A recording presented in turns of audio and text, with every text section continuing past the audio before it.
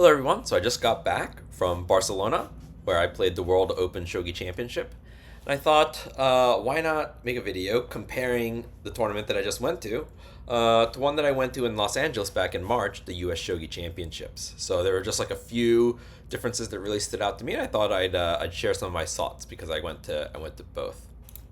So these are the top five differences, and number five is the venue.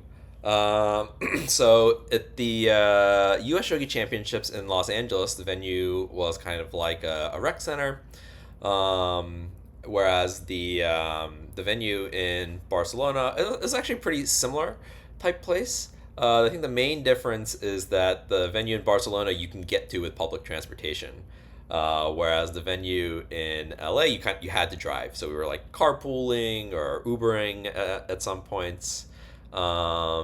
And then the other big difference between the two venues was the AC. So the location in LA, and it was in March, so the AC wasn't as important then, but it worked just fine. It was actually quite cool in the venue to the point I was wearing a jacket the whole time. Whereas the venue in Barcelona had AC, but it wasn't enough. It wasn't nearly enough. It was so hot all the days. Like the first day was really bad because it was the team tournament and the blitz tournament, and everybody was in the same room all the time. Uh, and at least the main tournament, the other 3 days, the players were split between two different rooms. So it was okay the first day, but man, by the end of the day, it was really toasty everywhere. But to the point where it was quite uncomfortably hot.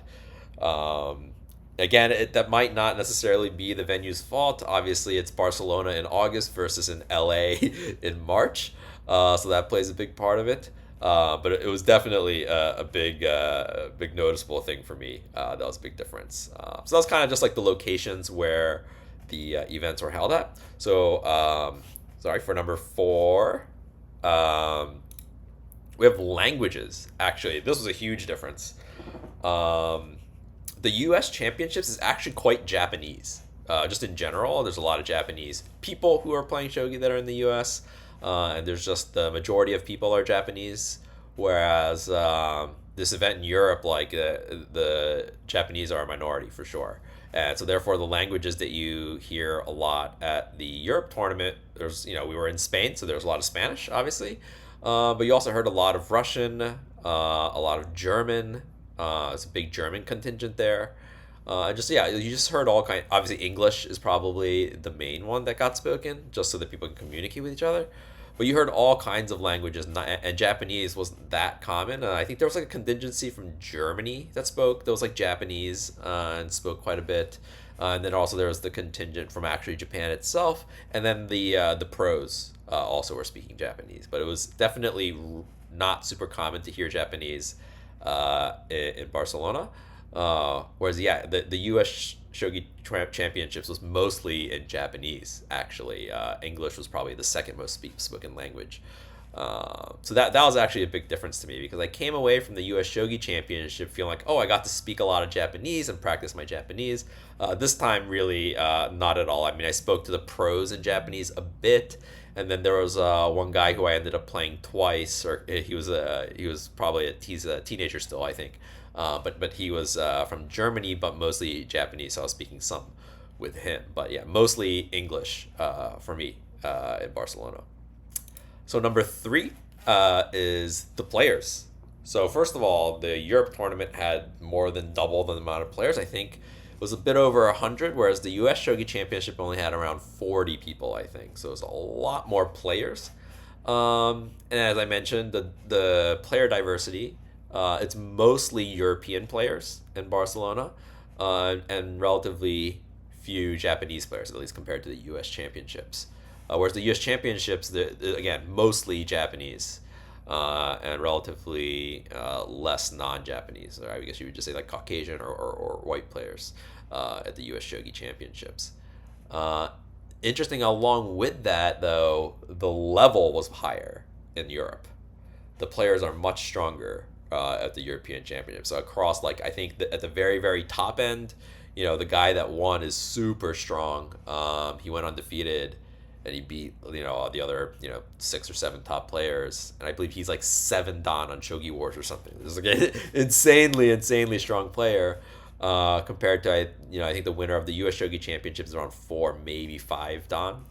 So that's actually quite a big jump in terms of the very top level players. But from playing against people as low rated as maybe like 4Q, they were quite strong. They were very good at calculation, I would say. I think they're used to playing with these longer time controls. So really quickly, I'll explain the time control, which was 45 minutes plus 40 or 45 seconds Byoyomi in Barcelona, whereas the US Shogi Championship was 15 minutes and I believe 45-second Byoyomi. So yeah, it definitely felt like all the European players were very good at calculating very concrete lines because they have the time to do so.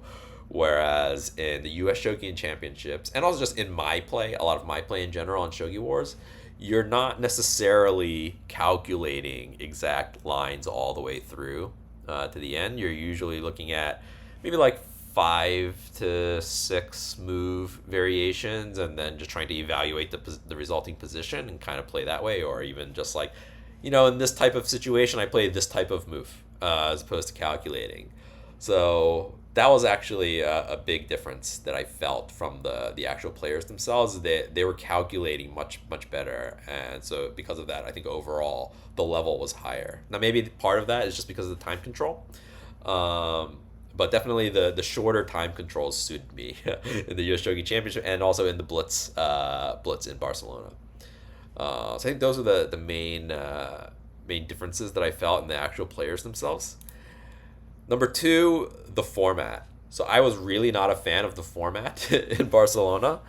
So really quickly, I'll explain the format at the US Shogi Championships, which I actually quite enjoyed, which was there's a group stage, and then based on how you performed in your group, you got split into an A bracket versus a B bracket, and then each bracket basically just played a Swiss tournament until the top 4 was decided, and then the top 4 just played a single elimination tournament. Whereas the format at WOSC/ESC, so this was also the European Shogi Championships, it was kind of strange, I thought. They weren't doing a straight Swiss. They were doing something called McMahon or MacMahon. I'm not 100% sure on the pronunciation. I'm just going to keep calling it McMahon for now. Where it's basically a Swiss tournament, except at the start of the tournament, you kind of group players based on ELO, and then based on the number of players, you have different numbers of groups. And you basically just give higher ELO players wins to start the tournament, basically, right? So what happened at WOSC was that there were 5 groups, and the top group, based on this is all purely like stack rank based on their FISA sanctioned ELO ratings, is the top group got 4 points to start the tournament, and then the next group got 3, then 2, then 1, then 0. And so it felt extra unfair for me because I came in with 0 ELO rating, which meant that I got 0 points to start with. And, I didn't have any aspirations for winning the tournament. I did hope that I would, place reasonably well, which, as soon as I found out about this, it means I can't really place in the top half of the tournament, just because so many people get so many free points. And then on top of that, it felt kind of strange for me because I had a few games that were just completely lopsided games because I'm playing against players who are very low rated and are just like very beginner players. I think there were 2 or 3 players that I played that have only been playing for like a couple months or something, and it kind of felt like a waste of time in a way. And to be fair to them, I think the night before I was talking to someone from the Shogi Harbor Discord who was helping me out a lot over the week, and he was saying you can technically go to the organizers and ask them to place you in a higher group if you want. And obviously in retrospect I should have done that. I didn't do it for a very specific reason, but yeah, like it was just felt very odd to me, this format where you basically are giving the top highest rated ELO players an even bigger advantage in terms of how they're going to place in the tournament, and you're making it very difficult for the lower rated players to place well. I feel like if you just, maybe did some like shorter time control games, like for like the first 2 or 3 rounds, you could easily just kind of get a similar result without having to just like heavy-handedly just like hand the top players 4 points or 4 wins effectively. Basically, every win you get is worth 1 point. So I felt that was very strange to me. I understand why they do it as well, so that the top players get to play each other as much as possible. Which, when you're traveling, you don't really want to waste too much time playing lower rated players, and it's a relatively rare scenario where you'd have a strong player have no elo rating. And in those cases, you can ask the organizer. It just didn't feel right to me that you have some world shogi championship, and the way that you're deciding the winner is with these groups where you're just giving people points to start off with. It just felt wrong to me and very against the spirit of what the tournament should be.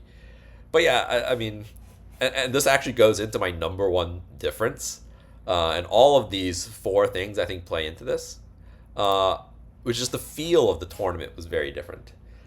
The US Shogi Championship very much felt like we are here to try and crown a champion and figure out who the best player is in the US, or at least of the players that have showed up to this tournament. And that was kind of the goal, and that's how the tournament was organized. But also, it felt much more friendly, actually, in the US, because a lot of the organizers themselves were participating as well. Whereas I think a lot of the organizers were not participating in the Europe tournament. There were a couple that were, but like the main ones were not. And sometimes the organizers were a bit hostile to the players, like, hey, like, shut up, like, everybody listen to me. It felt really strange. And also because of the format with like how this McMahon groups work, and how there's like this FISA body that actually gives people elo rating. It felt very much like how I perceived chess tournaments to be, which is, and this is just from watching YouTube videos of people like Gotham, and when they go to these chess tournaments, is that it feels like a lot of chess tournaments are organized in order for people to try to gain elo rating, slash maybe like if you actually have aspirations for becoming titled, to get these norms, right? So a lot of these tournaments seem to be organized specifically for players to try to gain elo, or to gain these norms. And that's the feeling that I had from the Barcelona tournament, is that a lot of players were there and they're just hoping to gain elo rating. To the point where I heard multiple players saying, oh, my goal for this tournament is to gain 40 elo or something, or 50 elo points, something along those lines. And I was just like, it didn't feel like a championship event the way that the US Shogi tournament did. And so I just personally preferred the US one. I think it's kind of fine to do it both ways. But yeah, very much so, I felt strongly the Barcelona tournament was very much like incentivizing people to try and play more of these FISA rated events and gain elo, and then if your elo gets high enough, you get more starting points, right? And so like the whole incentive structure of how these European tournaments work, I understand it, but not really my cup of tea. That said, I really enjoyed my time there. Everybody is very nice. Everybody's very strong at shogi. And you could definitely sense that everybody really loves shogi there. So yeah, I'm definitely already considering next year. I think next year's they're having it in Poland somewhere. And so I'm definitely looking forward to going to that. And obviously I'll be going to the US one next time they have that. So yeah, I did a decent amount of complaining about the format and the feel, but I loved being there, meeting everybody, playing a bunch of games, and I still got to play a bunch of very strong players as well.